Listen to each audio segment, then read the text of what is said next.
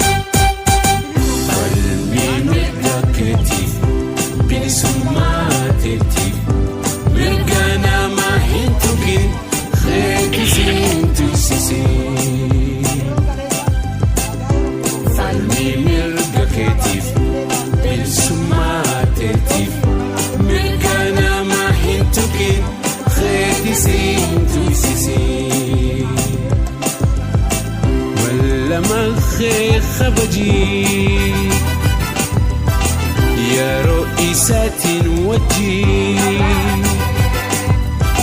daandii guddinaati karaa qaroomaati daandii guddinaati karaa qaroomaati falmii mirga keetiif bilisummaa keetiif mirga namaa hin tuqin keetiis hin tuysisin falmii mirga keetiif bilisummaa keetiif mirga namaa hin tuqin keetiis hin tuysisin waan hin beeyne gaafadhu baruuf tattaafadhu beekumsa kuufadhu yerootti fayyadadhu beekumsa kuufadhu yerootti fayyadadhu falmii mirga keetiif bilisummaa keetiif mirga namaa hin tuqin keetiis hin tuysisin keetiif bilisummaa keetiif mirga namaa hin tuqin keetiis hin tuysisin jibba dhabamsiisi jaalala dagaagsi wal qoqqooduu dhiisi tokkummaa kee cimsi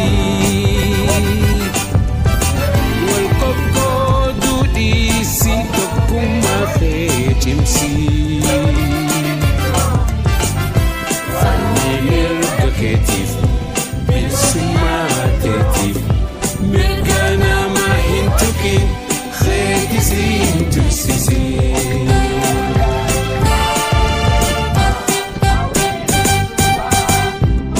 falmii mirga keetiif bilisummaa keetiif mirga namaa hin tuqin keetiis hin tuysisin jaaladhu lammii kee misoomsi biyya kee barsiisi ilmaan kee diriirsi dabaa kee falmii mirga keetiif bilisummaa keetiif mirga namaa hin tuqin keetiis hin tuysisin falmii mirga keetiif bilisummaa keetiif mirga namaa hin tuqin keetiis hin tuysisin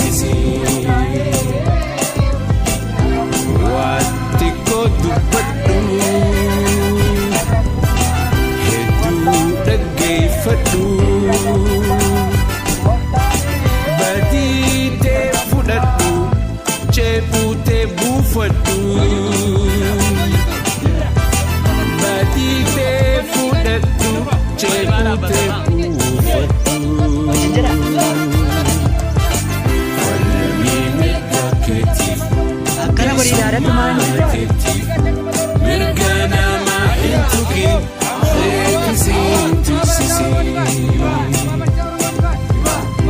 Fanni mirga ketif Bilsuma ketif Mirgana mahintukin rekisin tuksisi Garrahin fagatin Soba hindubbatin Namayong fakatin Iftahong kamfatin